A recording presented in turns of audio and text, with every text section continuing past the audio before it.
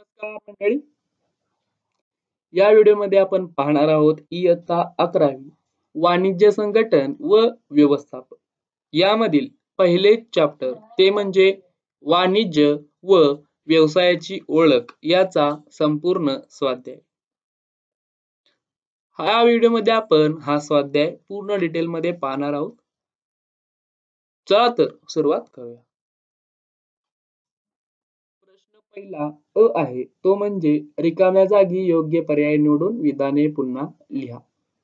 त्यामधील पहिला प्रश्न आहे तो म्हणजे वकील हा हे स्वीकारणारा असतो. तर त्याचे उत्तर आहे पर्याय अ पेशा स्वीकारणारा. वकील हा पेशा स्वीकारणारा असतो कारण तो वकील होण्यासाठी सर्व ज्या परीक्षा द्याव्या लागतात त्या परीक्षा देतो, त्याची प्रॅक्टिस करतो व पेशा स्वीकारतो. त्यामुळे याचे उत्तर आहे पेशा स्वीकारणारा. त्यानंतर दुसरा प्रश्न आहे तो म्हणजे कच्च्या मालाचे तयार मालात रूपांतर करण्याचे काम हा उद्योग करतो. तर त्याचे उत्तर आहे पर्याय क उत्पादक उद्योग. उत्पादक उद्योग हा कच्च्या मालाचा परचेस करतो, म्हणजे कच्चा माल विकत घेतो व त्यावर प्रोसेस करतो आणि त्याचे रूपांतर एक पक्क्या मालात म्हणजेच अंतिम मालात तयार करतो. त्यामुळे याचे उत्तर आहे पर्याय क उत्पादक उद्योग. त्यानंतर तिसरा प्रश्न आहे तो म्हणजे वस्तूंची प्रत्यक्ष खरेदी विक्री म्हणजेच हे होय. तर त्याचे उत्तर आहे पर्याय ब व्यापार. व्यापारामध्ये वस्तूंची प्रत्यक्ष खरेदी विक्री केली जाते. त्यामुळे याचे उत्तर आहे पर्याय ब व्यापार. नंतर प्रश्न आहे तो म्हणजे राष्ट्रीय स्तरावरील आचारसंहिता यांसाठी बनवलेली असते. तर त्याचे उत्तर आहे पेशा स्वीकारणाऱ्या व्यक्ती.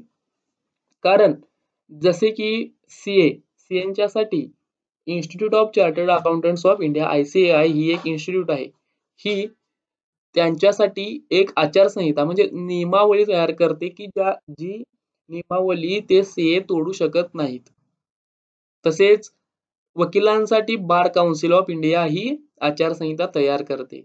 त्यामुळे याचे उत्तर आहे पेशा स्वीकारणाऱ्या व्यक्ती पर्याय अ. त्यानंतर पाचवा प्रश्न आहे तो म्हणजे धरण बांधण्यासाठीचे काम या उद्योगांतर्गत केले जाते.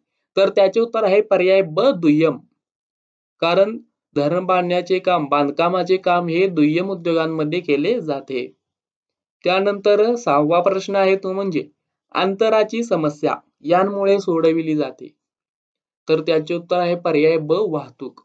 कारण वाहतूक हा उत्पादनामध्ये स्थल उपयोगिता निर्माण करतो, म्हणजेच अनेक ठिकाणी तो माल पोहोचवतो. त्यामुळे याचे उत्तर आहे पर्याय ब वाहतूक.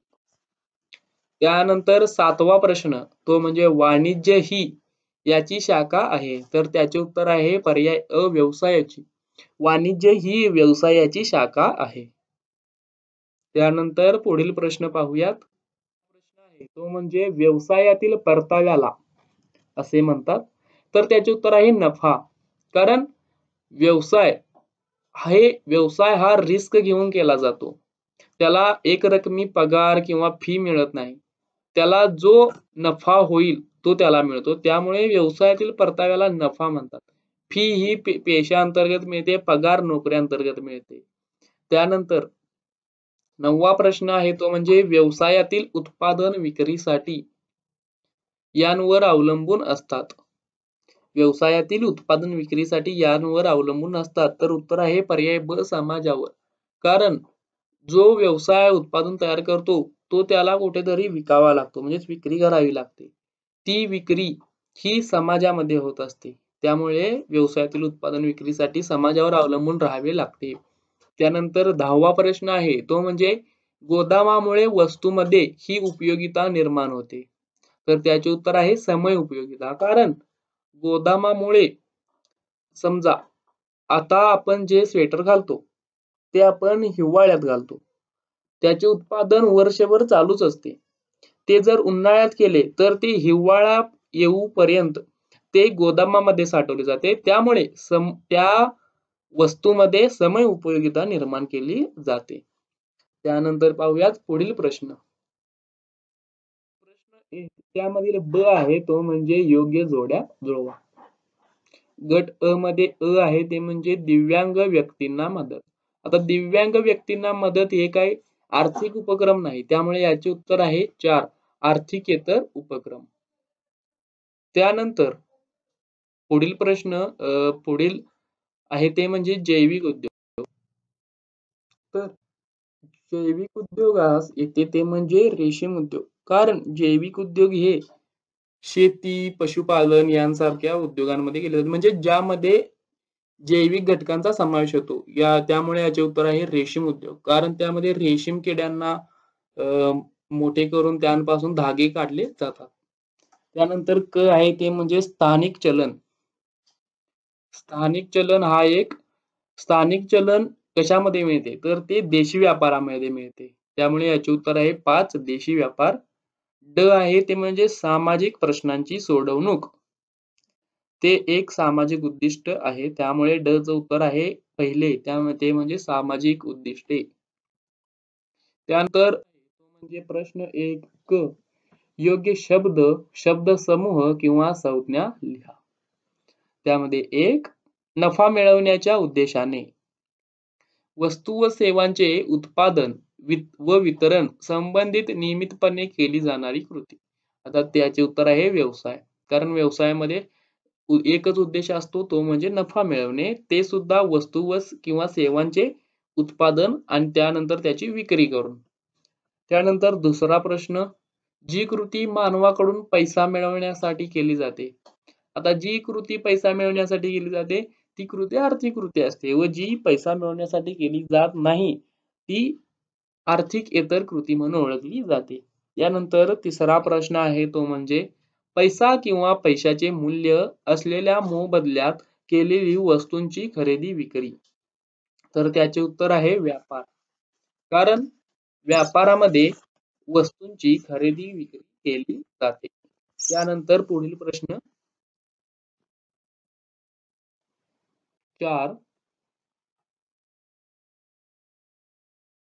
अशी कृती जी व्यापारातील अडचणी दूर करते. तर त्याचे उत्तर आहे व्यापाराची अनुषंगिक साधने. कारण ही व्यापाराची अनुषंगिक साधने व्यापारास ग्राहकापर्यंत पोहोचण्यास मदत करते. जसे की बँक, वाहतूक इत्यादी. त्यानंतर 5वा प्रश्न स्थिर प्रकारची संपत्ती निर्माण करणारे उद्योग. त्याचे उत्तर आहे बांधकाम उद्योग. कारण बांधकाम उद्योगामध्ये स्थिर प्रकारची संपत्ती निर्माण केली जाते जसे की बिल्डिंग. त्यानंतर 6वा प्रश्न वस्तू व सेवेच्या उत्पादनाशी संबंधित असणाऱ्या व्यावसायिक कृतीचे नाव. त्याचे उत्तर आहे उद्योग. कारण उद्योगामध्ये वस्तू व सेवांचे उत्पादन केले जाते व त्याची विक्री केली जाते. त्यानंतर 7वा प्रश्न वस्तू व सेवेच्या वितरणाशी संबंधित असलेल्या व्यवसाय कृतीचे नाव. त्यामुळे त्याचे उत्तर आहे वाणिज्य. येथे वितरण हा शब्द आलेला आहे त्यामुळे याचे उत्तर आहे वाणिज्य. येथे उत्पादन आलेलं आहे त्यामुळे त्याचे उत्तर आहे उद्योग. त्यानंतर पाहूयात पुढील प्रश्न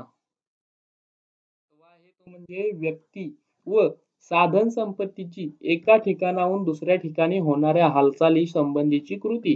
तर त्याचे उत्तर आहे वाहतूक. वाहतूक हे एक अनुषंगिक साधन आहे जे व्यक्ती व साधन संपत्तींना वस्तूंना एका ठिकाणाहून दुसऱ्या ठिकाणी नेण्यास मदत करते.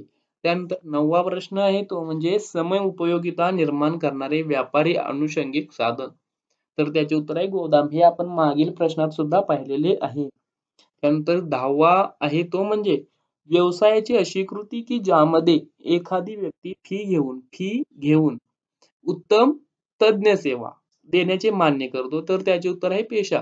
कारण पेशामध्ये फी घेतली जाते व तज्ञ सेवा दिल्या जातात जसे की वकील, सीए, डॉक्टर इत्यादी. त्यानंतर पुढील प्रश्न आपण पाहूयात.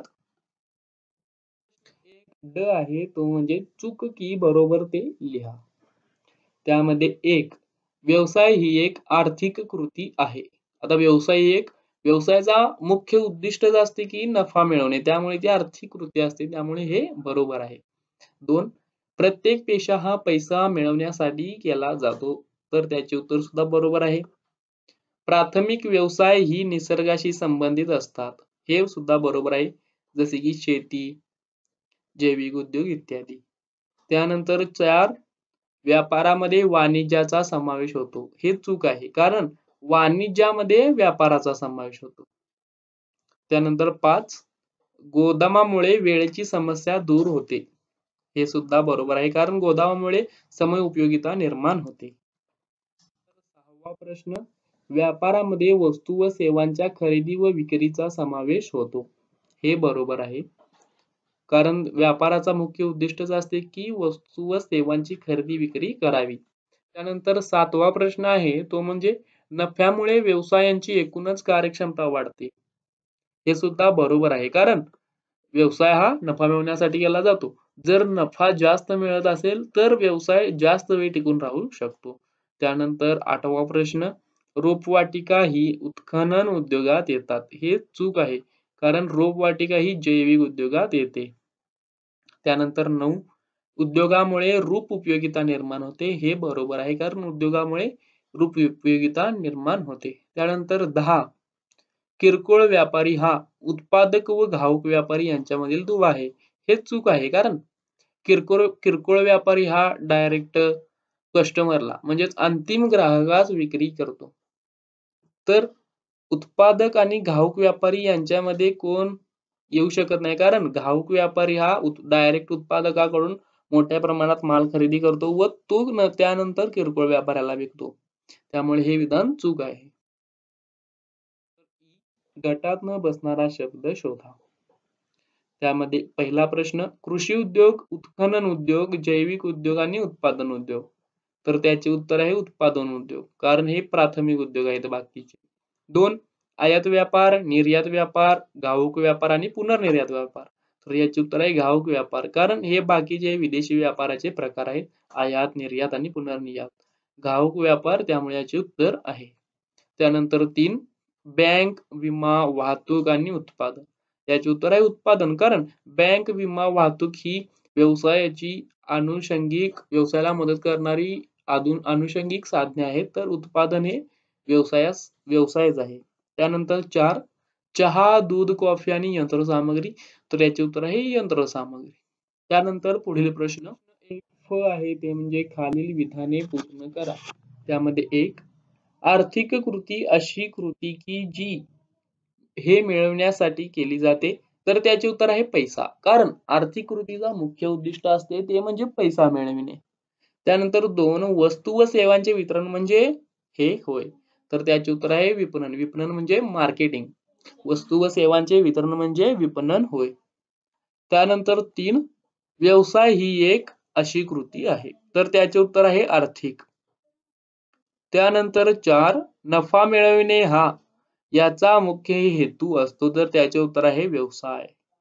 त्यानंतर 5, तज्ञ सेवेच्या मोबदल्यात व्यावसायिक हे आकारतात. तर त्याचे उत्तर आहे फी.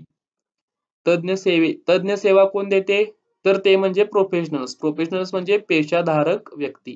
तर ते काय घेतात? फी. त्यामुळे याचे उत्तर आहे फी.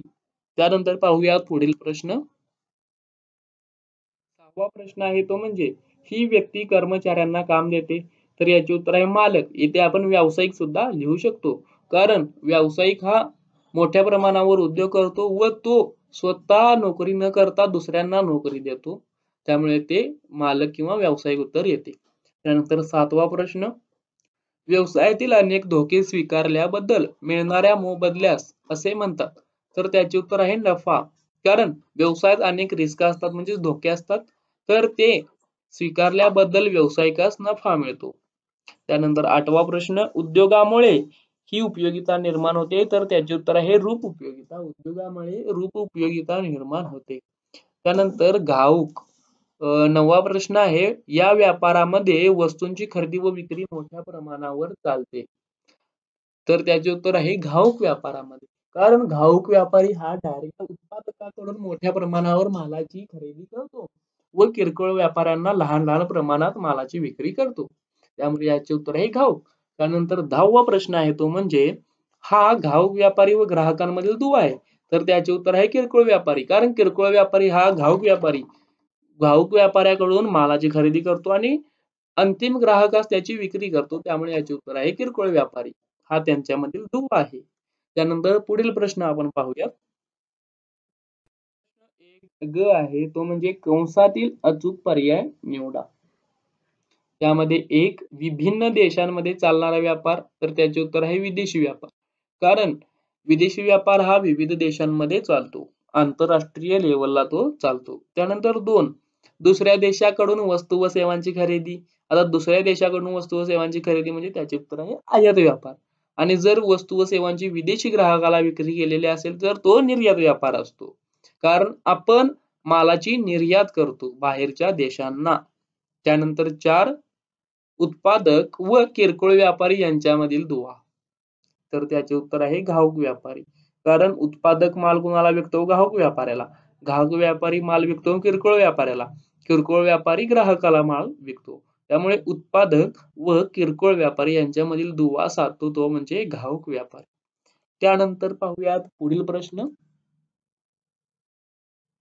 प्रश्न 1 ह, तो म्हणजे एका वाक्यात उत्तरे लिहा. त्यामध्ये 1, आर्थिक कृती म्हणजे काय?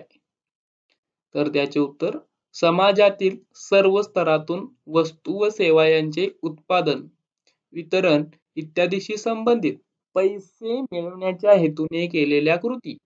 पैसे मिळवण्याच्या हेतूने केलेल्या कृती म्हणजे आर्थिक कृती होय. आर्थिक कृती म्हणजे पैसे मिळवण्याच्या हेतूने केलेल्या कृती. त्यानंतर 2, आर्थिकेतर कृती म्हणजे काय? आता आर्थिकेतर कृती म्हणजे काय? ज्यामध्ये पैशांची अपेक्षा ठेवलेली नसते. त्यामुळे आर्थिकेतर कृतींमध्ये पैशांची अपेक्षा न ठेवलेल्या कृतींचा समावेश होतो, ज्यात वैयक्तिक, सामाजिक, धार्मिक, सांस्कृतिक व भावनिक बाबींचा समावेश होतो. त्यानंतर घाऊक व्यापारी म्हणजे काय? तर जो व्यापारी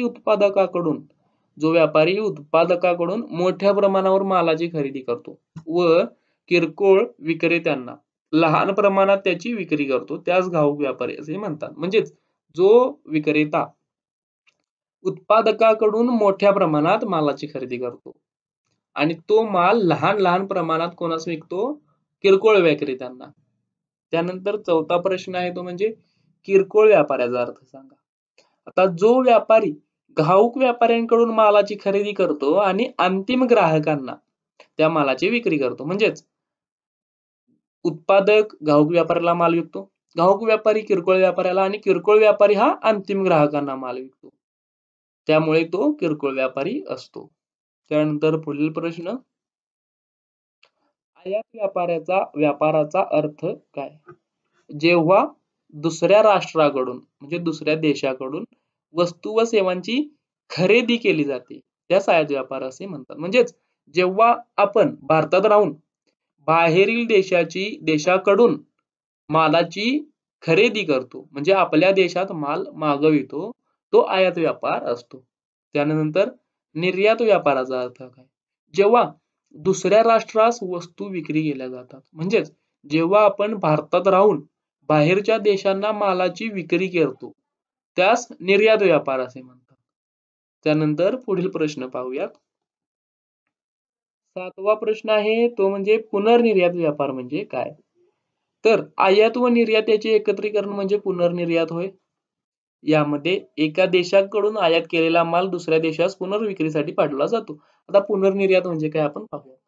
पुनर्निर्यातामध्ये आता जर आपण भारतात आहे तर आपण समजा जपानमधून माल आयात करतो म्हणजेच बाहेरून मालाची खरेदी करतो आणि तोच माल जपानमधून मागवलेला म्हणजेच आयात केलेला माल आपण बाहेरच्या देशाला विकतो. समजा बांगलादेशला आपण हा माल विकला तर त्याला पुनर्निर्यात म्हणतात. म्हणजेच मालाची आयात करणे व त्याच आयात केलेल्या मालाची विक्री करणे, निर्यात करणे म्हणजे पुनर्निर्यात व्यापार होय. त्यानंतर पुढील प्रश्न, व्यापाराची अनुषंगिक साधने म्हणजे काय? आता व्यापाराच्या अनुषंगिक साधने म्हणजे काय? त्याची व्याख्या पाहूयात. उत्पादनाच्या ठिकाणापासून विक्रीच्या ठिकाणापर्यंत वस्तूंचा सुरळीतपणे पुरवठा करण्यास जी साधने मदत करतात त्यांना व्यापाराची अनुषंगिक साधने म्हणतात. म्हणजेच उत्पादन एका ठिकाणी केले जाते, त्यानंतर त्याची विक्री अनेक ठिकाणी केली जाते. ही उत्पादन जेथे केले जाते त्या उत्पादनाच्या ठिकाणापासून ज्या अनेक ठिकाणांमध्ये मालाची विक्री केली जाते ते उत्पादन पोहोचवण्यास, विक्री ठिकाणापर्यंत उत्पादन पोहोचवण्यास जी साधने मदत करतात त्यांना व्यवसायाच्या अनुषंगिक साधने असे म्हणतात.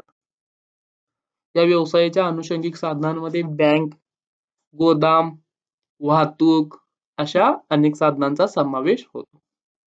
त्यानंतर 9वा प्रश्न आहे तो म्हणजे व्यापार म्हणजे काय? हे जे व्यापाराची व्याख्या लिहायची आहे. व्यापार म्हणजे वस्तू व सेवांची खरेदी व विक्रीचा व्यवहार होय. व्यापारामध्ये वस्तू व सेवांच्या खरेदी आणि विक्रीचा व्यवहार केला जातो.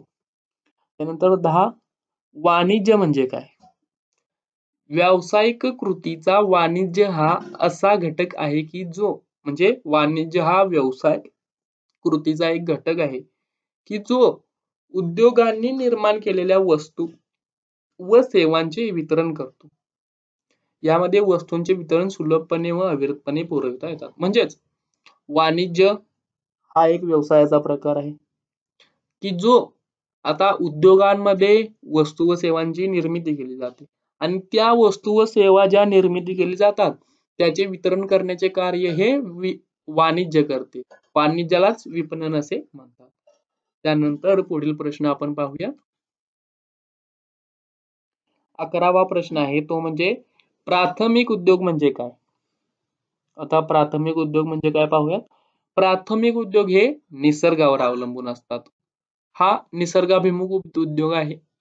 प्राथमिक उद्योगातून निर्माण झालेल्या उत्पादनावरती दुय्यम उद्योग चालत असतात. म्हणजेच जे उद्योग निसर्गावर अवलंबून असतात जसे की शेती, पशुपालन यांसारखे घटक जे प्रथम क्रियेत सहभागी होतात. म्हणजेच जे कच्चा माल असे वगैरे काही दुसरे घटक न वापरता डायरेक्ट निसर्गातून घटक वापरतात ते प्राथमिक उद्योग असतात. त्यानंतर 12वा प्रश्न आहे तो म्हणजे दुय्यम उद्योग म्हणजे काय? आता इथे प्राथमिक पाहिले, आता पाहूया दुय्यम उद्योग म्हणजे काय. जे उद्योग कच्च्या मालाचे रूपांतर पक्क्या मालात करतात त्यांना दुय्यम उद्योग असे म्हणतात. म्हणजेच आता समजा प्राथमिक उद्योगामध्ये आपण शेती करून ऊसाची निर्मिती केली किंवा सूर्यफुलाची निर्मिती केली तर दुय्यम उद्योग त्या सूर्यफुलाचे म्हणजे प्राथमिक उद्योगातून केलेल्या मालाचे उपयोग घेतो. म्हणजे सूर्यफुलाचा वापर करणार आणि त्या सूर्यफुलावर प्रोसेस करून त्याचे रूपांतर तेलामध्ये करणार. त्यामुळे जे उद्योग कच्च्या मालाचे रूपांतर पक्क्या मालात करतात त्यांना दुय्यम उद्योग असे म्हणतात. त्यानंतर 13वा प्रश्न आहे तो म्हणजे जैविक उद्योगांचा अर्थ काय? आता जैविक उद्योग म्हणजे पाहूयात. जे उद्योग रोपे, पशुपालन अशा जैविक घटकांशी म्हणजे जे जैविक घटक म्हणजे जे जिवंत असतात, जे सजीव असतात, या घटकांशी निगडीत असतात त्यांना जैविक उद्योग असे म्हणतात. त्यानंतर पुढील प्रश्न आपण पाहूयात. प्रश्न 1 त्यामधील ई खालील वाक्यातील अधोरेखित शब्द दुरुस्त करून वाक्य पुन्हा लिहा. यामध्ये आपल्याला जो अधोरेखित शब्द असतो तिथे योग्य शब्द घालून ते वाक्य पूर्ण लिहायचे असते. त्यामध्ये पहिला प्रश्न आहे तो म्हणजे व्यवसाय ही एक आर्थिकेतर कृती आहे. आता आपण मागील 3-4 प्रश्नांमध्ये पाहिलेले आहे की व्यवसाय ही एक आर्थिक कृती आहे ज्याचा उद्देश नफा मिळवणं आहे असते. त्यामुळे याचे उत्तर आहे व्यवसाय ही एक आर्थिक कृती आहे. त्यानंतर 2 वस्तू विनिमयासाठी पैशाचा उपयोग केला जातो. तर हे विधान चुकीचे आहे. त्या पैशाच्या जागी वस्तूंचा पाहिजे. त्यामुळे याचे उत्तर आहे वस्तू विनिमयासाठी वस्तूंचा उपयोग केला जातो. त्यानंतर 3 म्हणजेच वस्तू विनिमयामध्ये पैशाचा वापर न करता आपल्या वस्तू दुसऱ्याला देणे व दुसऱ्याच्या वस्तू आपण घेणे अशी ट्रान्झॅक्शन केली जाते. त्यानंतर तिसरा प्रश्न पेशा हा दुसऱ्या व्यक्तीला हस्तांतर करता येतो. तर पेशा हा हस्तांतर करता येत नाही. म्हणजे समजा आता आपण म्हणू शकतो इथे की डॉक्टर त्याच्या मुलाला ते हस्तांतरित करणे म्हणजे आपली डिग्री दुसऱ्याला देणे. तर हा पेशा दुसऱ्याला हस्तांतरित करता येत नाही. त्यामुळे ते उत्तर आहे अहस्तांतरणीय. त्यानंतर 4 नोकरीसाठी भांडवलाची गरज असते. तर नोकरीसाठी भांडवलाची गरज नसते. आपण दुसऱ्याच्या इथे कामाला जाऊ शकतो. त्यामुळे ते उत्तर आहे व्यवसायासाठी आपल्या स्वतःच्या भांडवलाची गरज असते. त्यानंतर पुढील 5 उद्योगामुळे स्थळ उपयोगिता निर्माण होते. तर हे चुकीचे आहे. वाहतुकीमुळे स्थळ उपयोगिता निर्माण होते. वाहतूक ही उत्पादित मालाला विविध विक्रीच्या ठिकाणी नेण्यास मदत करते की ज्यामुळे स्थल उपयोगिता निर्माण होते. त्यानंतर 6 बाजारातील पुरवठ्याची बाजू वाणिज्य सांभाळते. तर हे चुकीचे आहे कारण पुरवठ्याची बाजू म्हणजे वस्तू व सेवांची निर्मिती करण्याचे कार्य उद्योग करते. वाणिज्य फक्त त्यांचे विपणन ते वितरित करण्याचे कार्य करते. त्यानंतर 7वा प्रश्न आहे तो म्हणजे व्यवसायाचा मुख्य उद्देश सेवा प्रदान करणे होय. तर हे चुकीचे आहे कारण व्यवसायाचा मुख्य उद्देश हा नफा मिळवण्याचा असतो. त्यानंतर पुढील प्रश्न आपण पाहूयात. प्रश्न 2 आहे तो म्हणजे संज्ञा किंवा संकल्पना स्पष्ट करा. ही संज्ञा किंवा संकल्पना स्पष्ट करा म्हणून आपल्याला प्रत्येकी 2 गुणांसाठी प्रश्न येतो. म्हणजे आता हा व्यवसायाची संज्ञा स्पष्ट करण्यासाठी 2 गुण मिळतात. तर पाहूयात याचे उत्तर. व्यवसाय हा एखाद्या व्यक्तीचा किंवा एखाद्या समूहाचे सुसंघटित प्रयत्न दर्शवतो. वस्तू व सेवांचे उत्पादन करून आणि बाजारपेठेमध्ये त्यांची विक्री करून नफ्याच्या स्वरूपात मोबदला मिळविण्याचा पद्धतशीर प्रयत्न व्यावसायिकाकडून केला जातो. तसेच समाजाच्या विविध प्रकारच्या गरजा भागवल्या जातात. म्हणजे व्यवसायाचा उद्देश काय असतो की आपण वस्तू व सेवांची निर्मिती करायची व त्या उत्पादित वस्तू व सेवा या समाजामध्ये वितरित करायच्या, विक्री करायच्या व त्यापासून आपला नफा मिळवायचा हा व्यवसायाचा उद्देश असतो. एखाद्या वस्तूचे उत्पादन करणे म्हणजे ती वस्तू तयार करणे हे काय आपल्याला माहितीच आहे. त्या कोणत्याही प्रकारच्या वस्तू असू शकतात. जसे कृषी उत्पादने किंवा कारखान्यात तयार होणाऱ्या वस्तू या मानवी श्रमाच्या मदतीने किंवा यंत्रांच्या साहाय्याने तयार केलेल्या असतात. आता इथे व्याख्या दिलेली आहे. मालाचे उत्पादन करण्याच्या व संपत्ती मिळविण्याच्या दिशेने केलेली सर्व मानवी कार्ये म्हणजे व्यवसाय होय. त्यानंतर पुढील प्रश्न आपण पाहूयात. दुसरी संकल्पना स्पष्ट करायची आहे ती म्हणजे पेशा. पेशा हा आर्थिक कृतींचा असा भाग आहे की ज्यामध्ये व्यक्ती त्याचे शैक्षणिक ज्ञान व विशेष कौशल्ये वापरून उत्पन्न मिळवण्याच्या हेतूने सेवा पुरवीत असते. उदाहरणार्थ डॉक्टर, वकील, संधी लेखापाल इत्यादी.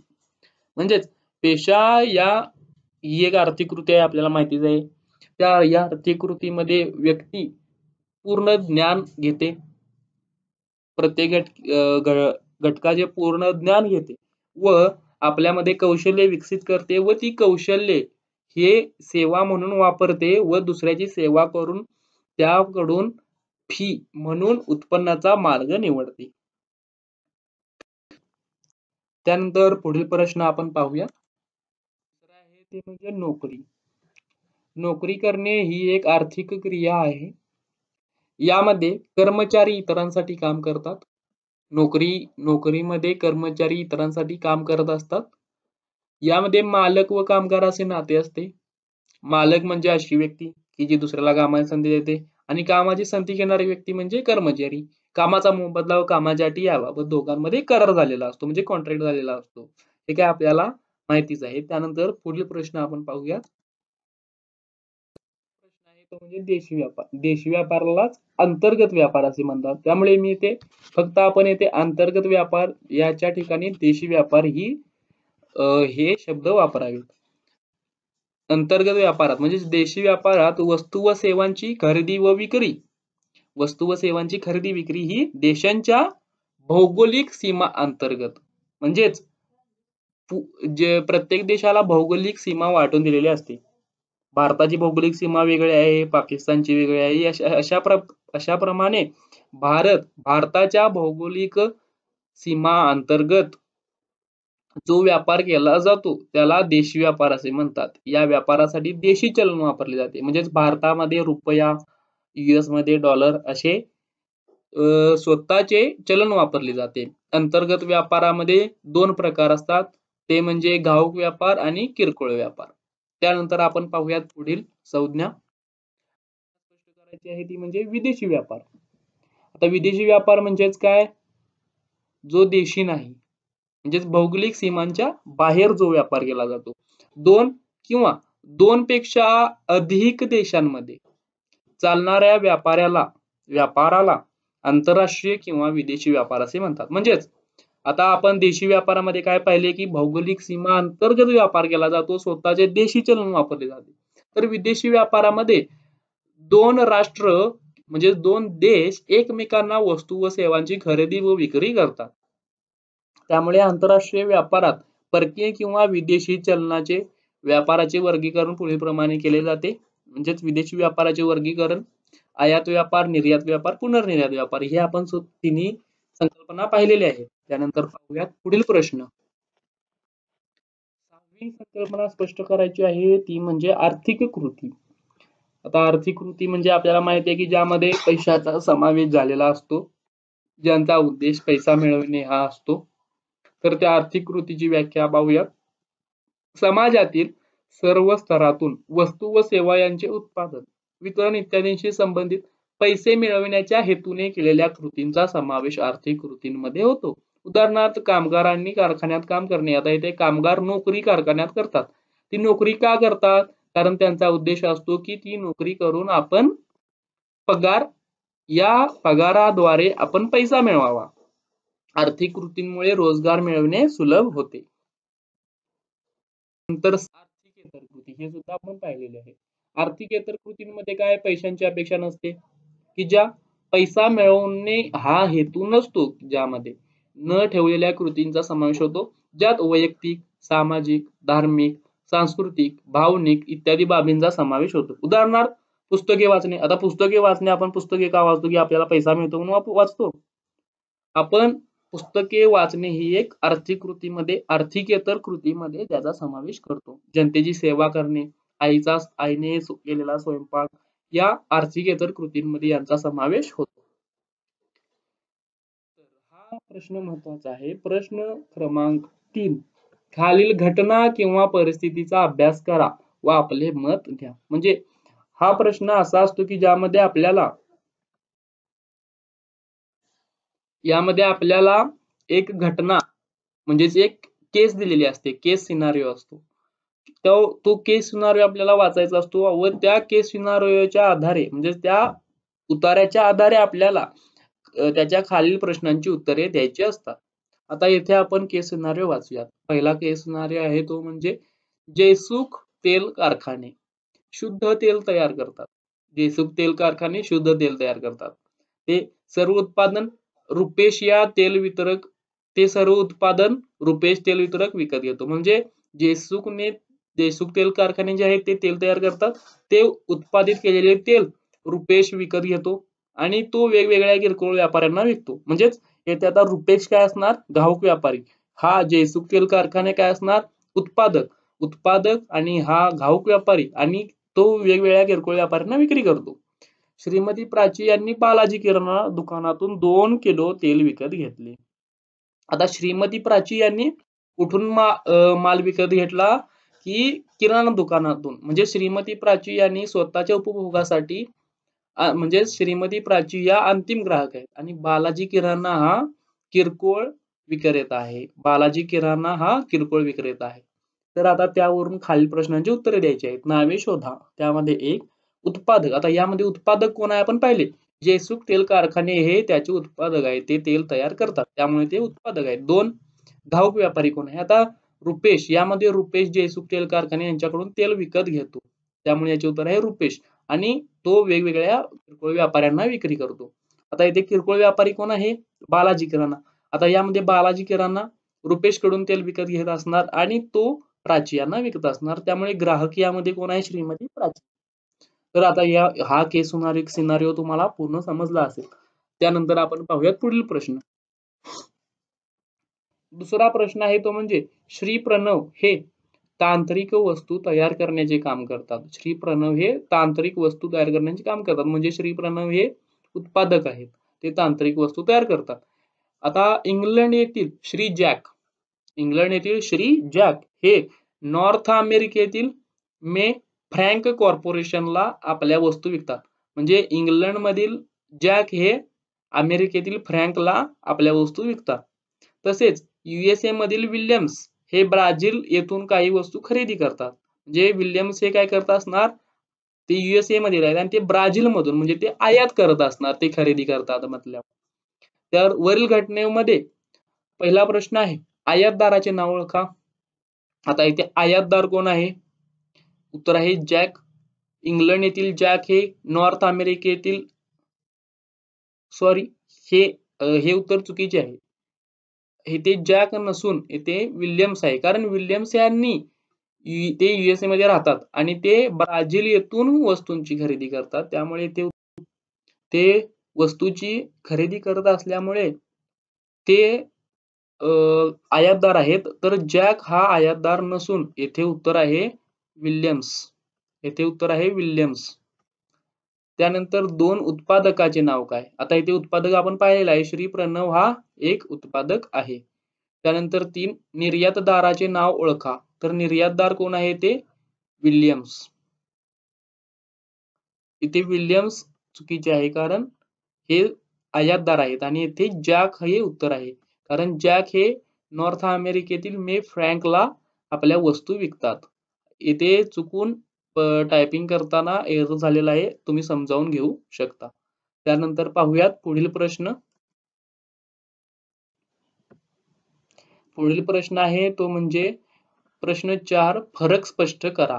त्यामध्ये 1 उद्योग आणि वाणिज्य यामधील फरक आपल्याला स्पष्ट करायचा आहे. तर उद्योग इथे आपल्याला फरक स्पष्ट करा म्हणून प्रत्येक प्रश्नासाठी 4 गुण असे प्रश्न येतात. त्यासाठी आपल्याला 4 ते 5 पॉइंट लिहावे लागतात. आता इथे 1 2 3 4 5 पॉइंट लिहिलेले आहेत. पहिला पॉइंट आहे उद्योगामध्ये, तो म्हणजे उद्योग वस्तू व सेवा निर्मिती हे निर्मितीत गुंतलेले असतात आणि हे काय वाणिज्य वितरणामध्ये आपण पाहिलेलेच आहे. 2 वस्तूचे उत्पादन कारखान्यात किंवा कार्यशाळेत केले जाते. उत्पादन कुठे केले जाते? कारखान्यात किंवा कार्यशाळेत. आणि वाणिज्य कुठे त्याचे वितरण करते? बाजारामध्ये तसेच कार्यालयामध्ये.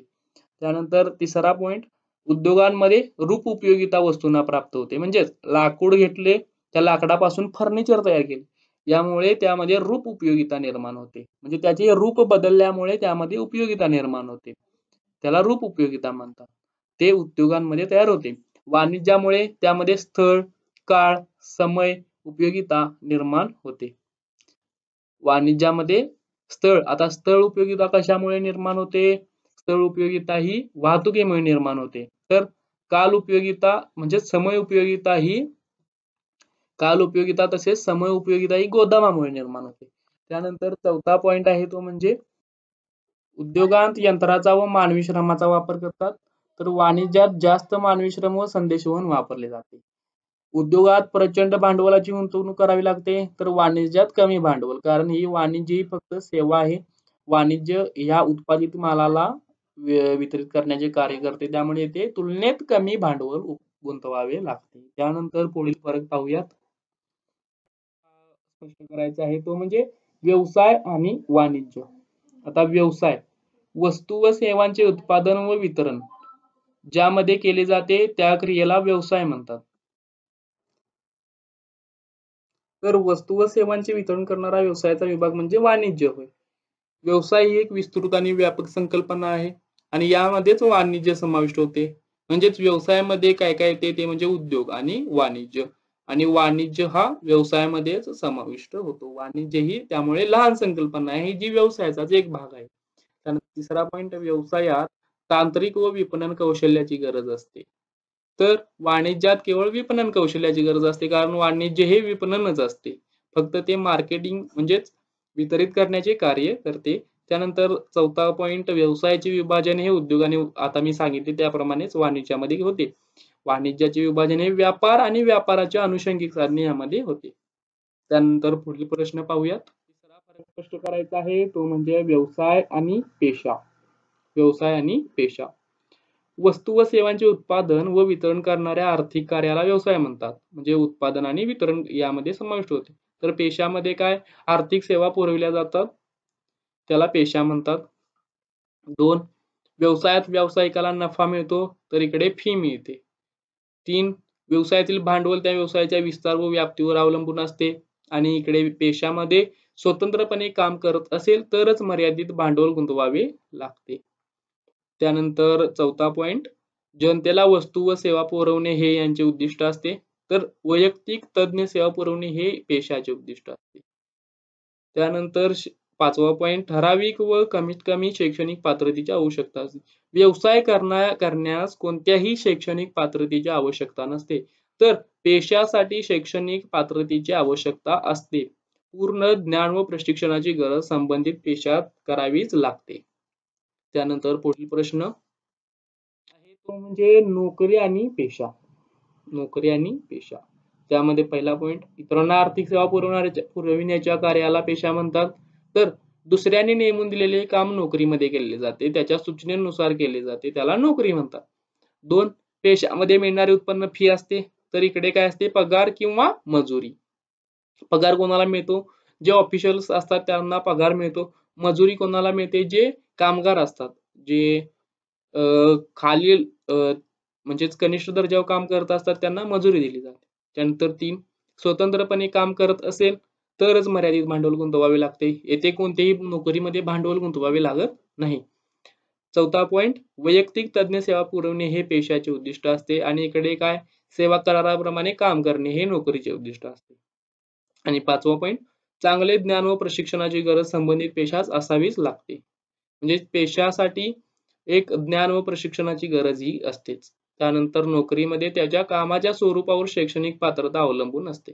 म्हणजे नोकरी ही त्याच्या कामाच्या स्वरूपावर असते. कारण जर आपल्याला कुठेतरी उच्च पदावर कार्य करायचे असेल तर आपल्याला जास्त शैक्षणिक पात्रतेची आवश्यकता असते. तर कुठेतरी आपल्याला कनिष्ठ दर्जाचे काम करायचे असेल तर आपल्याला जरी शैक्षणिक पात्रता नसेल तरी चालू शकते. त्यानंतर पुढील प्रश्न आपण पाहूयात. प्रश्न 5 आहे तो म्हणजे खालील प्रश्नांची थोडक्यात उत्तरे लिहा. जास्तीत जास्त वेळा हा प्रश्न 4 गुणांसाठी येतो. म्हणजे प्रत्येक प्रश्न हा 4 गुणांसाठी येतो. त्यासाठी आपल्याला 4 ते 5 पॉइंट लिहावे लागतात. तर पहिला प्रश्न आहे पेशाची कोणतीही 4 वैशिष्ट्ये सांगा. पेशाची काही वैशिष्ट्ये खालीलप्रमाणे आहेत. 1 उद्देश. आता पेशाचा उद्देश काय असतो? पेशा हा पैसा मिळवण्यासाठी केला जातो. म्हणजे ती एक आर्थिक कृती आहे. पैसा मिळवण्याबरोबरच समाजाला सेवा देऊन त्यांचे प्रश्न सोडविले जातात. त्यानंतर 2 त्यांची पात्रता. आता पेशा स्वीकारणाऱ्या व्यक्तीने विशिष्ट प्रकारची पात्रता धारण केल्याशिवाय पेशा स्वीकारता येत नाही. म्हणजे त्याला ज्या ज्या अटी असतात त्या त्याला पूर्ण कराव्या लागतात तरच त्याला पेशा स्वीकारता येतो. प्रत्येक पेशात विशिष्ट ज्ञान समुच्चयाचा समावेश असतो. हे ज्ञान पद्धतशीर व औपचारिक प्रशिक्षणाद्वारेच घेतले पाहिजे. अन्यथा ज्ञानाशिवाय आपण पेशा चालवू शकत नाही. याकरिता ज्ञान अधिग्रहण करणे गरजेचे असते. म्हणजेच यामध्ये पात्रता काय असावी, पात्रता ही असावीच लागते. त्याला ज्ञान व प्रशिक्षण हे घ्यावेच लागते. त्यानंतर पुढील प्रश्न आहे आर्थिक मोबदला. पेशामध्ये काय मिळतो आर्थिक मोबदला? ती म्हणजे फीच्या स्वरूपात. पेशाधारक व्यक्ती ही संबंधित व्यक्तींना सेवा पुरविते व त्या सेवा पुरविल्याबद्दल ती आर्थिक मोबदला म्हणून फीज आकारते. म्हणजे त्याला व्यावसायिक शुल्क असे म्हणतात. पेशामध्ये पेशाच्या मोबदल्यात सेवा दिली जाते त्यास व्यावसायिक शुल्क असे म्हणतात. पेशामध्ये मिळालेले उत्पन्न निश्चित नसते. पेशा करणारी व्यक्ती व्यवसाय संघटनांमध्ये काम करणारी कर्मचारी किंवा स्वयंरोजगारीत असते. जर ती दुसऱ्या संघटनेमध्ये काम करत असेल तर त्याला पगार मिळतो व जर ती स्वयंरोजगारीत असेल तर त्याला फी मिळते. उदाहरणार्थ संधी लेखापाल नोकरी करत असेल तर त्याला पगार मिळणार व जर त्याचे स्वतःचे खाजगी हिशोब तपासणीचे काम करणे तर तो स्वयंरोजगार असणार आणि त्याला त्यामध्ये फी मिळणार. त्यानंतर चौथा पॉइंट आहे तो म्हणजे भांडवल. आता जर तो पेशाधारक व्यक्ती स्वतंत्रपणे काम करत असेल तर त्याला मर्यादित भांडवल गुंतवावे लागणार आणि जर तो दुसरीकडे नोकरी करत असेल तर त्या नोकरीमध्ये त्याला कोणतेही भांडवल गुंतवावे लागत नाही. त्यानंतर 5 नोंदणी व सभासद.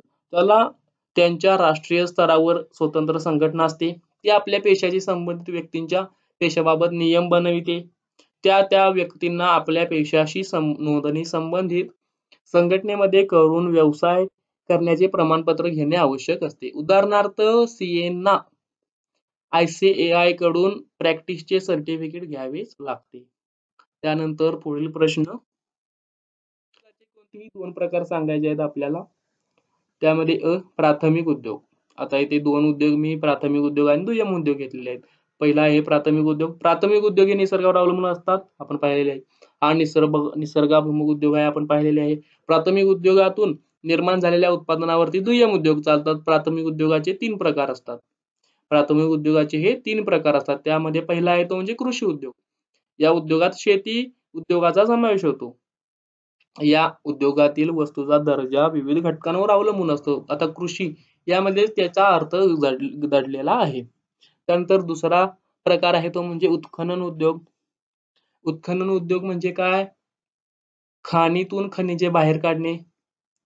या उद्योगामध्ये निसर्गामध्ये असलेली संपत्ती प्रयत्नपूर्वक बाहेर काढली जाते. उदाहरणार्थ खाणीमधून खनिजे बाहेर काढणे, जमिनीखालून तेल बाहेर काढणे इत्यादी. यातून मिळालेला माल काही वेळा जसाच्या तसा वापरता येतो.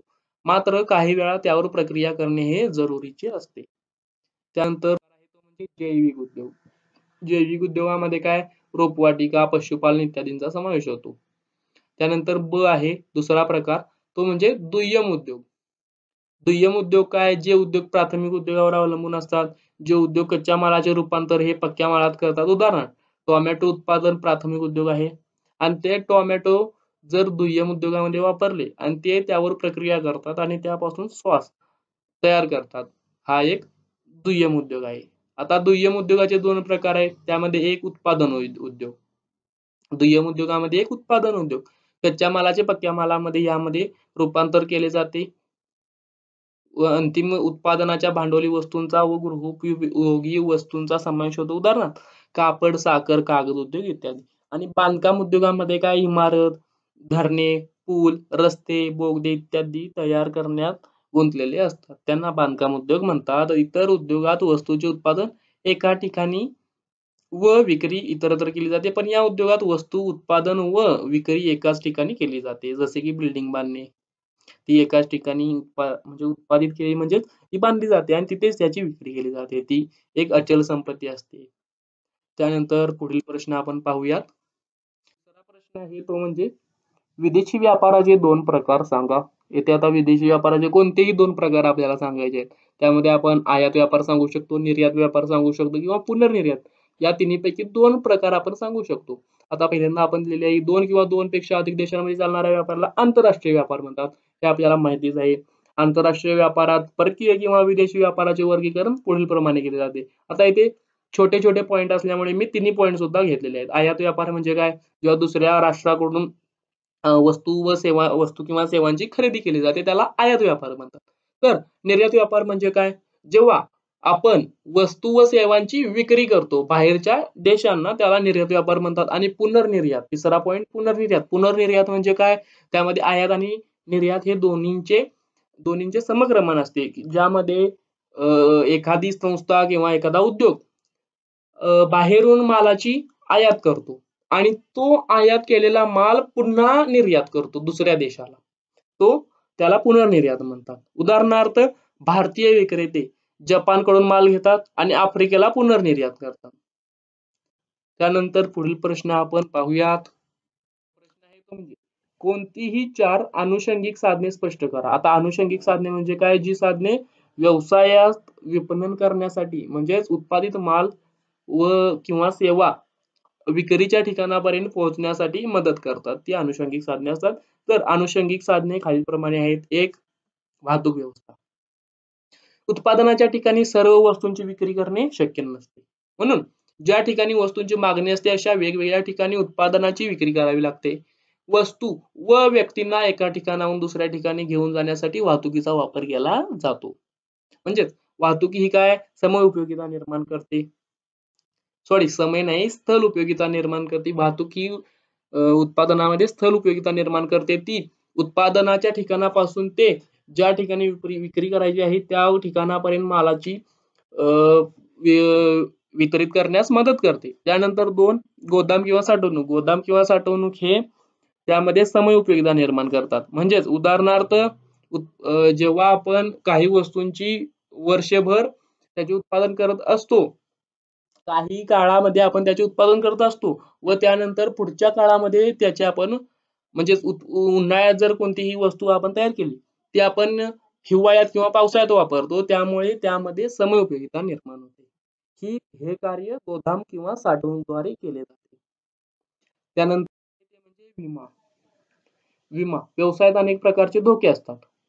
सामान्यपणे उत्पादनास आग, चोरी, अपघात इत्यादीमुळे धोके निर्माण होतात. म्हणजेच व्यवसायात काय धोके असतात आपल्याला माहितीच आहे.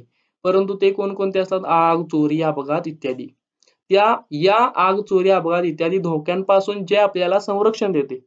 म्हणजेच आता विमा जर आपण काढलेला असेल, ह्या उत्पादनाचा विमा काढलेला असेल, तो विमा आपल्याला नुकसान भरपाई देतो. परंतु तो विमा आपल्याला आहे तसे उत्पादन पुन्हा निर्माण करून देऊ शकत नाही. त्यामुळे व्यावसायिकाला धोके पूर्णतः टाळता येत नाहीत, परंतु विमा घेऊन त्याची तीव्रता कमी करतो. त्यानंतर 4 बँक व्यवसायाची स्थापना करून तो यशस्वीपणे चालण्यासाठी पैशाची आवश्यकताही असतेच. बँक पैसा व आवश्यक निधीचा पुरवठा करते. बँक व्यवसायांना कर्जे, अधिविकर्ष सवलत, कर्जे आपल्याला लोन्स माहित आहेत. अधिविकर्ष सवलत म्हणजे जी ओव्हरड्राफ्ट सेवा असते. ओव्हरड्राफ्ट म्हणजे जी काही करंट काळासाठी म्हणजे तात्पुरती काही 30 दिवसांपर्यंतच्या तात्पुरती गरज भागवण्यासाठीची जी सेवा दिली जाते त्याला अधिविकर्ष सवलत म्हणतात. रोख उचल, कॅश क्रेडिट इत्यादी सेवा देते. त्याशिवाय धनादेश म्हणजे cheques, demand draft, ATM, debit card, credit card इत्यादी सेवा पुरवते. त्यामुळे व्यवसायाचे दैनंदिन कामकाज सुरळीतपणे चालविण्यास मदत होते. आणि 5वा घटक आहे तो म्हणजे जाहिरात. जाहिरात हे काय? उत्पादित वस्तू व सेवांचे विक्रीचे प्रभावी साधन आहे. उत्पादक आपल्या उत्पादनाविषयी सर्व माहिती ग्राहकाला जाहिरातीमार्फत देऊन ग्राहकाच्या मनात वस्तू खरेदी करण्याविषयीची इच्छा जागृत करतो. त्यासाठी विविध मार्ग वापरले जातात. यामध्ये घरातील प्रसार माध्यमांच्या मदतीने केली जाणारी जाहिरात, उदाहरणार्थ वृत्तपत्रे, आकाशवाणी, दूरदर्शन, आता मोबाईलमध्ये social media, WhatsApp, Instagram, Facebook इत्यादीद्वारे सुद्धा जाहिरात केली जाते. त्यामुळे यामध्ये सुद्धा जाहिरातीचे महत्त्व दिसून येते. त्यानंतर तो म्हणजे व्यवसायाची कोणतीही 4 उद्दिष्टे लिहा. व्यवसायाची कोणतीही 4 उद्दिष्टे आपल्याला लिहायची आहेत. आपण 5 लिहिण्याचा प्रयत्न करावा. तर सर्व व्यावसायिक कृतींना व्यवसायाची उद्दिष्टे मार्गदर्शक ठरतात. त्यांचे वर्गीकरण पुढील प्रमाणे एक आर्थिक उद्दिष्ट आणि दुसरं आहे ते म्हणजे सामाजिक उद्दिष्ट. म्हणजेच व्यवसायाची उद्दिष्टे ही 2 प्रकारची असतात. एक आर्थिक उद्दिष्ट म्हणजे ज्यामध्ये नफा मिळवण्यास संबंधित असतात आणि दुसरं आहे ते म्हणजे सामाजिक उद्दिष्ट जे समाजाच्या गरजा भागवण्यासाठी मदत करते. पहिले आहे आर्थिक उद्दिष्ट, त्यामध्ये नफा मिळवणे आपण बघितलेले आहे. दुसरं नवीन ग्राहक शोधणे. नवीन ग्राहकांमुळे नवीन जे ग्राहक येतात त्यांच्यामुळे उत्पादनाची विक्री वाढते, त्यामुळे नफा वाढण्यास मदत होते. हे सुद्धा आर्थिक उद्दिष्ट आहे. त्यानंतर नाविन्यपूर्ण उपक्रम. नवकल्पना म्हणजे असा एक सकारात्मक बदल असतो जो उत्पादनात किंवा उत्पादन प्रक्रियेमध्ये सुधारणा घडवून आणतो. त्यासाठी संशोधन व विकास, बाजार सर्वेक्षण, नवीन तंत्रज्ञानाचा वापर इत्यादीसाठी पैसे खर्च करावे लागतात. त्यामुळे हे आर्थिक उद्दिष्टे आहेत. त्यानंतर पुढचे आहे ते त्यामध्ये एक पहिलं आहे ते म्हणजे दर्जेदार उत्पादनाचा पुरवठा करणे. आता व्यावसायिक हा वस्तू व सेवांचा पुरवठा करत असतो. त्यासाठी तो पैसा म्हणजेच काही किंमत आकारतो. त्या किमतीच्या बदल्यात त्याला दर्जेदार उत्पादनाचा पुरवठा करणे ही त्याची जबाबदारी असते. प्रत्येक व्यवसायाने दर्जेदार वस्तूंचा पुरवठा करणे आवश्यक असते. वस्तू उत्पादनाचा दर्जा म्हणजेच वस्तूची शुद्धता, सुरक्षितता, टिकाऊपणा, उपयोगिता इत्यादी. त्यानंतर दुसरं आहे ते म्हणजे व्यापारातील गैरव्यवहार टाळणे. आता गैरव्यवहार टाळणे ही सामाजिक उद्दिष्ट आहे, कारण काळा बाजार, चुकीची वजनमापे, फसव्या जाहिराती इत्यादी गोष्टी व्यापारातील गैरव्यवहारात येतात. व्यवसाय टिकून राहण्यासाठी व व्यवसाय वाढीसाठी व्यावसायिकांना गैरव्यवहार टाळणे आवश्यक आहे. त्यानंतर तिसरे रोजगार निर्मिती. समाजातील कुशल व अकुशल मनुष्यबळासाठी नोकरीच्या संधी निर्माण करणे हे व्यवसाय संस्थेचे सामाजिक उद्दिष्ट आहे. नोकरी देताना समाजातील आर्थिकदृष्ट्या मागास व अपंग व्यक्तींना प्राधान्य देणे आवश्यक आहे. रोजगार म्हणजेच ती उत्पादन संस्था ज्या भागात कार्य करते त्या भागामधील समाजाच्या फायद्याच्या दृष्टीने त्याला रोजगार निर्मिती करण्याचे कार्य करावे लागते. त्यानंतर चौथे आहे ते म्हणजे कर्मचारी कल्याण. कुशल व अकुशल कर्मचारी हा समाजाचाच एक भाग आहे. या कामगारांची काळजी घेतली तर हे एक समाजाचे कल्याण होईल. या कामगारांचे कल्याण साधण्यासाठी त्यांना योग्य व नियमित मोबदला, कामाच्या ठिकाणी सुविधा पुरविणे, निपक्षपाती धोरण अवलंबिणे, पगाराव्यतिरिक्त इतर मोबदले देणे आवश्यक आहे. ही सामाजिक उद्दिष्टे येथे आहेत. त्यानंतर पाहूयात पुढील प्रश्न. प्रश्न आहे तो म्हणजे व्यवसायाची कोणतीही 4 वैशिष्ट्ये सांगा. व्यवसायाची कोणतीही 4 वैशिष्ट्ये सांगायची आहेत. व्यवसायाची वैशिष्ट्ये खालीलप्रमाणे स्पष्ट करता येतील. त्यामध्ये एक आर्थिक वृत्ती. व्यवसाय ही एक आर्थिक वृत्ती आहे की ज्याचा उद्दिष्ट हा नफा मिळवणे हा असतो. दुसरा आहे 2 पक्ष. प्रत्येक व्यवसायाच्या घडामोडीमध्ये देवाणघेवाण केली जाते. देवाणघेवाणीसाठी कमीत कमी 2 पक्षांची गरज असते. हे 2 पक्ष म्हणजेच ग्राहक व विक्रेता. आता व्यवसाय हे उत्पादनाची निर्मिती करते.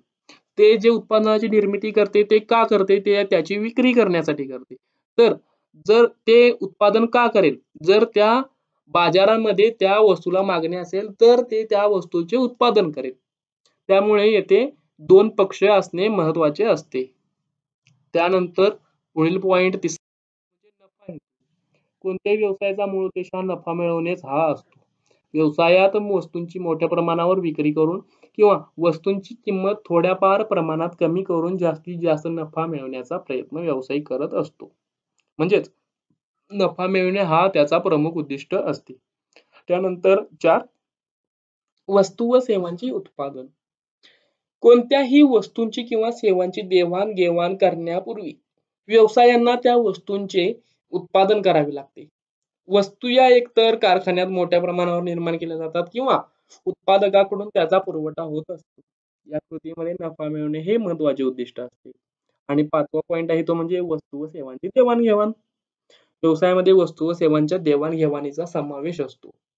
प्रत्यक्ष किंवा अप्रत्यक्षरित्या पैशाच्या स्वरूपात किंवा किमतीत वस्तू व सेवांची देवाणघेवाण केली जाते. उदाहरणार्थ पैशाच्या साहाय्याने वही खरेदी करणे. या उलट वस्तू विनिमयामध्ये काय? आपल्याकडील वस्तू दुसऱ्याला देणे आणि दुसऱ्याकडील वस्तू आपण घेणे. ते वस्तू विनिमयामध्ये त्याचा समावेश होतो. त्यानंतर पुढील प्रश्न आपण पाहूया. 8वा प्रश्न आहे तो म्हणजे प्राथमिक उद्योगाचे कोणतेही 2 प्रकार सांगा. आता प्राथमिक उद्योगाचे 2 प्रकार आपण पाहिलेले आहेत. कृषी उद्योग, उत्खनन उद्योग आणि जैविक उद्योग. त्यामुळे येथे मी आता वेळ वाया घालवत नाही. कृषी उद्योगामध्ये काय? शेतीचा समावेश होतो. उत्खनन उद्योगामध्ये काय? खाणकाम, खनिज बाहेर काढणे, तेल बाहेर काढणे यांचा समावेश होतो.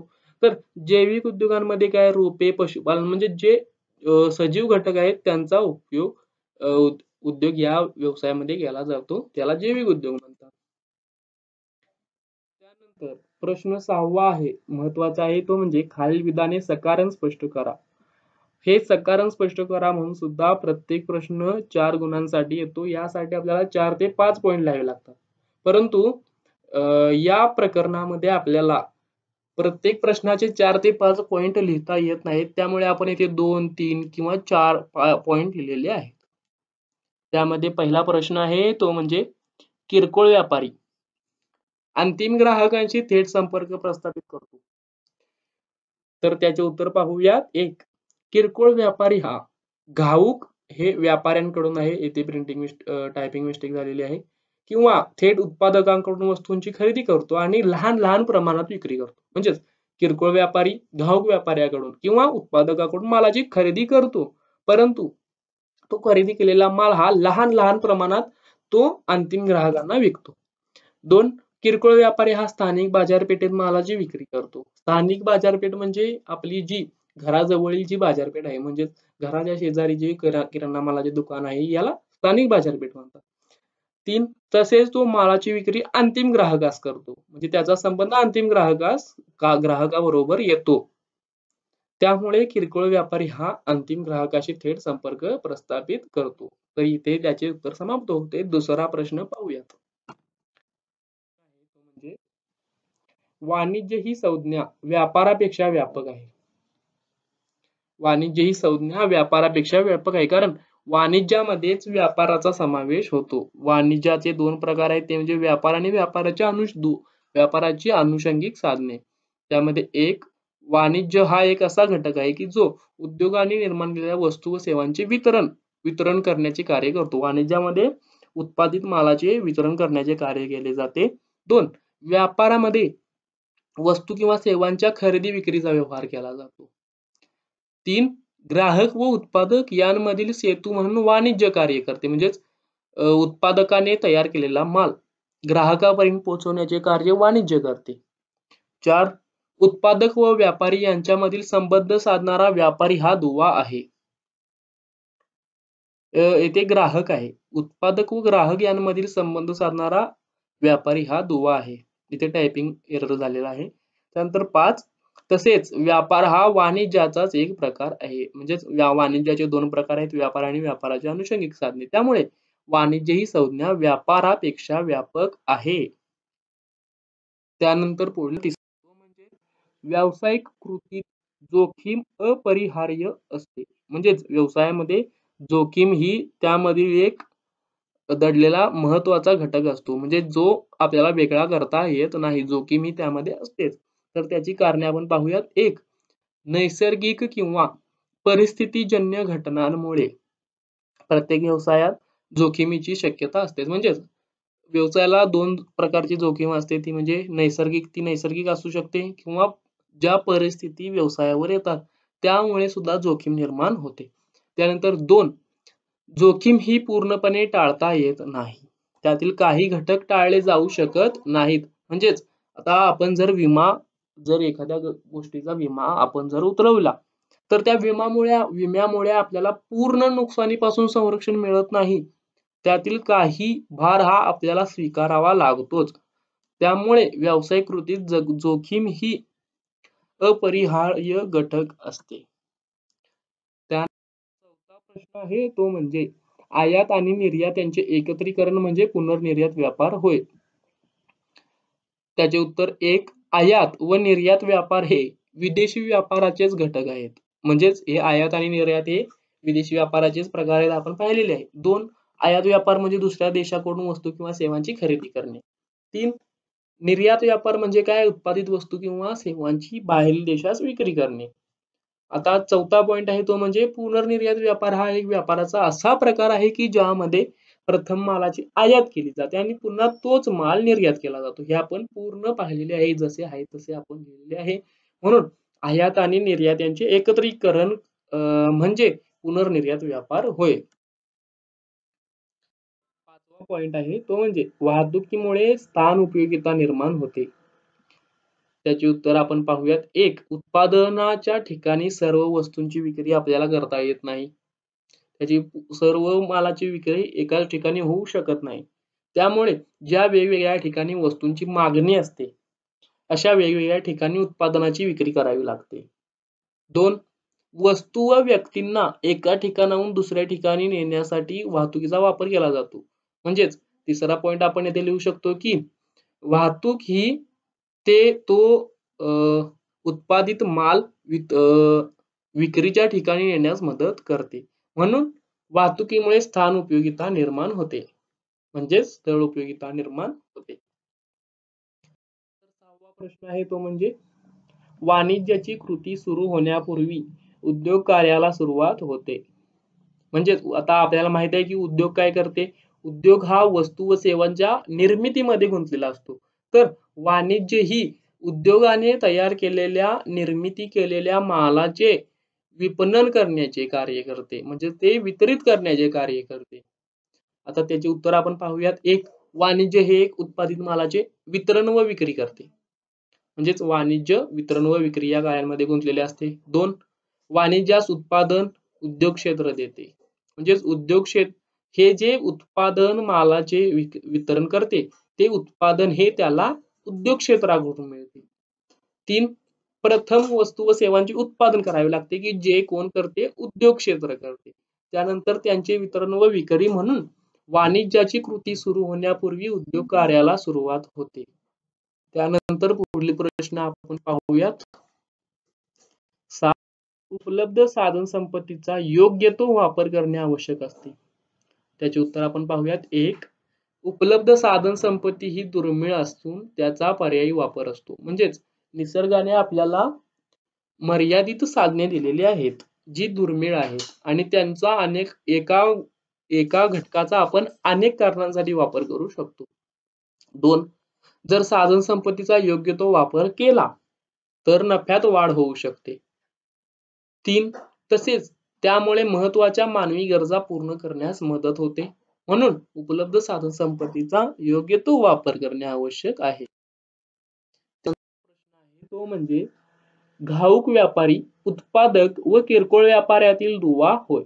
घाऊक व्यापारी हा उत्पादक आणि किरकोळ व्यापारी यांच्यामधील दुवा आहे. आता ते आपल्याला कारण आपण लिहू शकतो की पहिला पॉइंट, घाऊक व्यापारी उत्पादकाकडून मोठ्या प्रमाणात वस्तू व सेवांची खरेदी करतो. म्हणजेच घाऊक व्यापारी डायरेक्ट उत्पादकाकडून मोठ्या प्रमाणावर मालाची खरेदी करतो.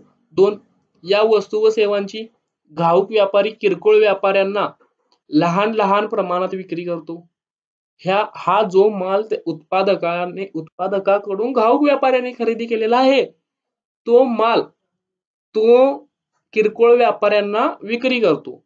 म्हणून घाऊक व्यापारी हा उत्पादक आणि किरकोळ व्यापारी यांच्यामधील दुवा आहे. किरकोळ व्यापारी हा डायरेक्ट उत्पादकाकडून माल खरेदी करू शकत नाही. तो घाऊक व्यापाऱ्याकडून माल खरेदी करतो आणि उत्पादक तो माल घाऊक व्यापाऱ्याला विकतो. त्यामुळे घाऊक व्यापारी हा त्या दोघांच्या मधील दुवा आहे. त्यानंतर 9वा प्रश्न आपण पाहूयात. 9वा म्हणजे व्यवसाय हा आर्थिक कृतीचा भाग आहे. व्यवसाय हा आर्थिक कृतीचा भाग का आहे ते आपल्याला कारण लिहायचे आहे. 1. व्यवसाय हा एखाद्या व्यक्तीचा किंवा व्यक्ती समूहाचा सुसंघटित प्रयत्न दर्शवितो. 2. वस्तू व सेवांचे उत्पादन, वितरण व विक्री करून नफा मिळविण्याचा व्यवसायाचा हेतू असतो. 3. व्यवसाय ही कृती अर्थप्राप्तीसाठी व उपजीविकेसाठी केली जाते. ती आहे ती प्रेमासाठी, आपुलकीसाठी, करुणेसाठी केली जात नाही. म्हणून व्यवसाय ही एक आर्थिक कृती आहे. त्यानंतर आपण पुढील प्रश्न पाहूयात. प्रश्न क्रमांक 7 प्रश्न सोडवा. त्यामध्ये एक वाणिज्य म्हणजे काय? आता इथे वाणिज्य म्हणजे काय आपल्याला लिहायचे आहे. वाणिज्य म्हणजे काय, व्यावसायिक कृतीचा वाणिज्य एक असा घटक आहे आपण पाहिलेले आहे की जो उद्योगांनी निर्माण केलेल्या वस्तू व सेवांचे वितरण करतो. म्हणजे वाणिज्य हे वितरणामध्ये गुंतलेले असते. त्या वाणिज्याचे 2 प्रकार आहेत, एक व्यापार आणि 2 व्यापाराचे अनुषंगिक साधने. व्यापार म्हणजे वस्तू व सेवांची खरेदी आणि विक्रीचा व्यवहार होय. उत्पादक व ग्राहक यांच्यामधील संबंध साधणारा व्यापारी हा दुवा आहे. व्यापारामध्ये वस्तू व सेवांचा विनिमय पैशाच्या मोबदल्यात केला जातो. म्हणजेच यामध्ये व्यापाराचे संपूर्ण स्पष्ट. दुसरा प्रकार आहे तो म्हणजे व्यावसायिक सेवा, म्हणजेच व्यवसायाला मदत करणाऱ्या अनुषंगिक सेवा. उत्पादनाच्या ठिकाणापासून विक्री ठिकाणापर्यंत वस्तूंचा सुरळीतपणे पुरवठा करण्यासाठी केलेल्या कृतीस व्यावसायिक सेवा असे म्हणतात. या सेवा वापरास मदत करण्याची भूमिका बजावतात. व्यावसायिक सेवा या वस्तू व सेवांचे उत्पादन आणि वितरण यामधील अडथळे कमी करतात. त्यानंतर पुढील प्रश्न आहे म्हणजे निर्यात व्यापार म्हणजे काय. आता जास्तीत जास्त ठिकाणी हा खालील प्रश्न सोडवा. 7वा प्रश्न हा 4 गुणांसाठी, म्हणजे प्रत्येक प्रश्न 4 गुणांसाठी येतो. परंतु येथे त्यांनी प्रश्न विचारलेला आहे निर्यात व्यापार म्हणजे काय. आता निर्यात व्यापार याची फक्त आपल्याला व्याख्या दिलेली आहे, त्यामुळे इथे आपण व्याख्या लिहिलेली आहे. 2 किंवा 2 पेक्षा अधिक देशांमध्ये चालणाऱ्या व्यापाराला आंतरराष्ट्रीय किंवा विदेशी व्यापार म्हणतात. आणि जेव्हा दुसऱ्या राष्ट्रात वस्तू विक्री केल्या जातात त्याला निर्यात व्यापार असे म्हणतात. तिसरा प्रश्न, व्यापाराच्या अनुषंगिक साधनांची व्यापारामधील भूमिका थोडक्यात स्पष्ट करा. अनुषंगिक साधनांची व्यापारामधील भूमिका स्पष्ट करायची आहे. उत्पादनाच्या ठिकाणापासून विक्री ठिकाणापर्यंत वस्तूंचा सुरळीतपणे पुरवठा करण्यासाठी केलेल्या कृतीस व्यावसायिक सेवा असे म्हणतात. या सेवा व्यापारास मदत करण्याची भूमिका बजावतात. व्यावसायिक सेवा या वस्तू व सेवांचे उत्पादन आणि वितरण यातील अडथळे कमी करतात. दुय्यम उद्योगाचे प्रकार सांगायचे आहेत. आता दुय्यम उद्योगाचे प्रकार आपण हा प्रश्न सेम टू सेम पाहिलेला आहे. त्याचे 2 प्रकार आहेत, उत्पादन उद्योग, बांधकाम उद्योग. हे आहे तसे आपण पाहिलेले आहे. त्यामुळे वेळ वाचवण्यासाठी मी पुढील प्रश्न आता आपल्याला दाखवतो. पुढील म्हणजे व्यावसायिक कृतीचे प्रकार सांगा. आता इथे आपल्याला व्यावसायिक कृतीचे प्रकार सांगायचे आहेत. प्रामुख्याने व्यावसायिक कृतीचे 2 प्रकार आहेत, ते आपल्याला माहिती आहेत, उद्योग आणि वाणिज्य. आता उद्योग म्हणजे काय की ज्यामध्ये वापरायोग्य वस्तूची निर्मिती केली जाते. त्यामध्ये वस्तूचे उत्पादन, प्रक्रिया, उत्खनन, प्रजनन, पशुपालन यांचा समावेश होतो. म्हणजेच यामध्ये उत्पादनाचा समावेश होतो. उदाहरणार्थ साखर उद्योगात ऊसापासून साखर बनवणे, तसेच इलेक्ट्रॉनिक उद्योगात इलेक्ट्रॉनिक वस्तू तयार करणाऱ्या सर्व कारखान्याचा समावेश होतो. त्याचप्रमाणे बँकिंग, उपहारगृह, विमा कंपन्या इत्यादी सेवांचा सुद्धा उद्योगामध्ये समावेश होतो. त्यानंतर वाणिज्यमध्ये काय आपण पाहिलेले आहे, उद्योगांनी निर्माण केलेल्या वस्तू व सेवांचे वितरण, म्हणजे जे उद्योग उत्पादित वस्तू व किंवा सेवा तयार करतात त्यांचे वितरण करण्याचे कार्य हे वाणिज्याकडे सोपवलेले आहे. यामध्ये वस्तूंचे वितरण सुलभपणे व अविरतपणे केले जाते. त्यानंतर पुढील प्रश्न आपण 6. अंतर्गत व्यापाराची व्याप्ती स्पष्ट करा. आता अंतर्गत व्यापार म्हणजे काय आपल्याला माहितीच आहे, देशी व्यापार. अंतर्गत व्यापारात वस्तू व सेवांची खरेदी व विक्री देशांच्या भौगोलिक सीमा अंतर्गत केली जाते. या व्यापारासाठी देशी चलन वापरले जाते. अंतर्गत व्यापारात पुढील प्रकारांचा समावेश होतो. 1. घाऊक व्यापार आणि 2. किरकोळ व्यापार. हे दोन्ही सुद्धा आपण पाहिलेले आहेत. त्यानंतर आपण पुढील प्रश्न पाहूयात. व्यापारासाठी बँक व्यवसायाची स्थापना करून तो यशस्वीपणे चालवण्यासाठी पैशाची आवश्यकता असतेच. बँक पैसा व आवश्यक निधीचा पुरवठा करते. बँक व्यवसायांना कर्जे, अधिविकर्ज सवलत हे आपण पूर्ण पाहिलेले आहे. त्यानंतर 2. व्यवसायात अनेक प्रकारचे धोके असतात. सामान्यपणे उत्पादनास आग, चोरी, अपघात इत्यादीमुळे धोके निर्माण होतात. व्यावसायिकांना या धोक्यांपासून संरक्षण मिळण्यासाठी विमा आवश्यक आहे. विमा कंपन्या या सर्व धोक्यापासून व्यवसायाचे संरक्षण करतात.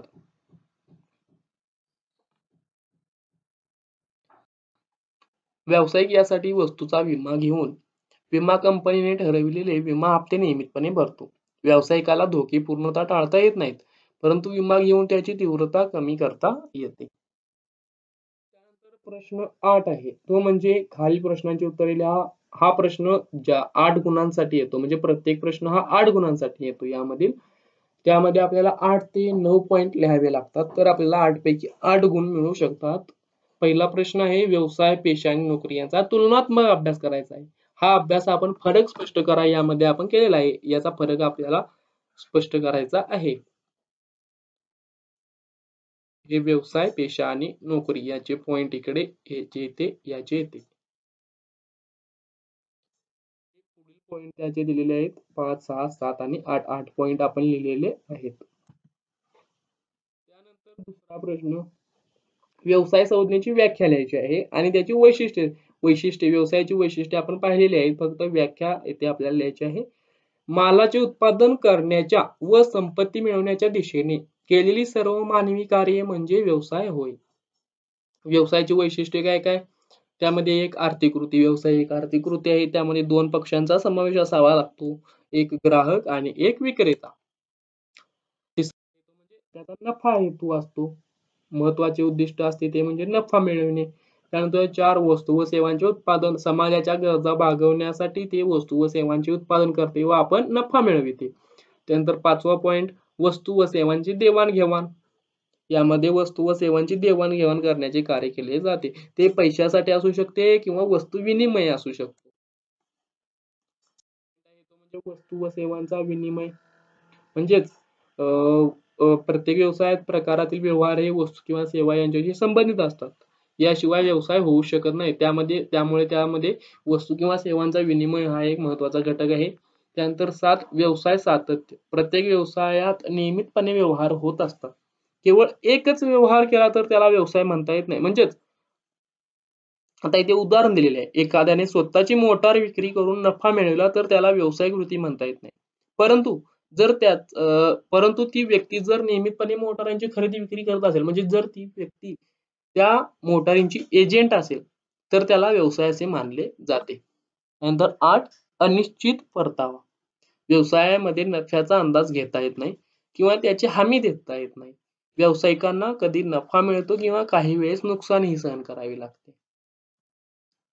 त्यानंतर प्रश्न आहे तो म्हणजे व्यवसायाची वेगवेगळी उद्दिष्टे स्पष्ट करा. हा प्रश्न सुद्धा आपण पाहिलेला आहे. त्यामध्ये आर्थिक उद्दिष्टे, सामाजिक उद्दिष्टे असतात. आर्थिक उद्दिष्टांमध्ये नफा मिळविणे, नवीन ग्राहक शोधणे, नाविन्यपूर्ण उपक्रम हे येतात. तर सामाजिक दर्जेदार उत्पादनांचा पुरवठा करणे, व्यापारातील गैरव्यवहार टाळणे, रोजगार निर्मिती, कर्मचारी कल्याण इत्यादींचा समावेश होतो. त्याचा प्रश्न आहे तो म्हणजे व्यवसायातील नफ्याची भूमिका स्पष्ट करा. हा प्रश्न आपण पाहिलेला नाही, हा आपण पाहूयात. व्यवसायातील नफ्याची भूमिका काय असते ती स्पष्ट करायची आहे. यासाठी आपल्याला 8 ते 9 पॉइंट लिहायचे आहेत. नफ्याची भूमिका, त्यामध्ये पहिला पॉइंट गुंतवणूकदारांना परतावा. आता व्यवसायामध्ये अनेक जणांनी गुंतवणूक, जर ती कंपनी असेल, जर ती लिस्टेड कंपनी असेल, तर त्यामध्ये पूर्ण पब्लिकचा इंटरेस्ट असतो, म्हणजे त्यांनी पैसे गुंतवलेले असतात. त्यामुळे त्यांना सर्व गुंतवणूकदारांना परतावा देण्याचे कार्य हे नफ्यामधून केले जाते. व्यक्तीकडून व्यवसायात भांडवल गुंतवणूक करण्याची अपेक्षा म्हणजे गुंतवणुकीवरील अपेक्षित परतावा असतो. म्हणजेच व्यक्ती गुंतवणूक का करतात? कारण त्यांना परताव्याची अपेक्षा असते. त्यासाठी व्यवसायाला चांगला नफा होणे अपेक्षित असते. संशोधन आणि विकास. व्यवसायाला जर ग्रो करायचे असेल, म्हणजे वाढ घ्यायची असेल, तर त्याला विकास व विस्तारासाठी नफ्याची गरज असते. त्यामुळे ते अधिक खर्च करू शकतात आणि आपला व्यवसाय सक्षम करू शकतात. त्यामुळे नवीन तंत्रज्ञानाचा वापर करून कमी उत्पादन खर्चात नाविन्यपूर्ण उत्पादन केल्याने संपूर्ण राष्ट्राला लाभ होतो. त्यानंतर तिसरा पॉइंट आहे तो म्हणजे वाढ आणि विस्तार. म्हणजे मी आता सांगितले तसे व्यवसायाला ग्रो करायचे असेल, त्याचा विस्तार करायचा असेल, तर त्यामध्ये नफ्याची भूमिका महत्वाची आहे. नफा मिळविणे हा अंतर्गत स्रोत आहे. या नफ्याचा वापर व्यवसायाच्या विस्तार व वाढ करण्यासाठी केला जाऊ शकतो. व्यवसायाचा काही भाग किंवा हिस्सा पुनर्गुंतवणुकीसाठी विविधतेसाठी वापरता येतो. त्यानंतर पुढचा पॉइंट आहे तो म्हणजे कार्यक्षमतेत वाढ. नफ्यामुळे वेळेत कामगारांचे वेतन होते, नियमित देणी देता येतात, त्यामुळे कामगारांना प्रेरणा मिळते. जे आपले क्रेडिटर्स असतात, म्हणजे जे आपल्याला माल उधार देतात, त्यांना सुद्धा आपल्याबद्दल विश्वास निर्माण होतो.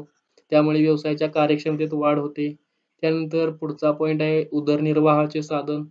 आता व्यावसायिक हा पैसा का गुंतवतो? व्यवसाय का करतो? त्याचा उद्देश असतो की नफा मिळवावा. तो स्वतःचा उदरनिर्वाह करण्यासाठी व्यवसाय करत असतो. त्यामुळे जर तो व्यवसाय नफा देत असेल, तर तो आपला जीवनमानाचा दर्जा उंचावू शकतो. त्यानंतर पुढचा पॉइंट धोका पत्करण्याचे फळ. व्यवसाय यामध्ये आपण पाहिलेले आहे की अनेक जोखीम असतात. त्या जोखीम स्वीकारल्यामुळे व्यावसायिक नफा मिळतो. त्यामुळे ते एक धोका पत्करण्याचे फळ असते. त्यानंतर पुढील पॉइंट आहे तो म्हणजे व्यवसायात टिकून राहणे. नफा प्राप्तीमुळे व्यावसायिकाला बाजारपेठेत टिकून राहण्यासाठी मदत होते. व्यवसायात पुरेसा नफा मिळत नसेल, तर स्पर्धेच्या बाजारपेठेत टिकून राहता येत नाही. चला, तर येथे आपला स्वाध्याय समाप्त होतो. भेटूयात आता पुढच्या स्वाध्यायामध्ये. धन्यवाद.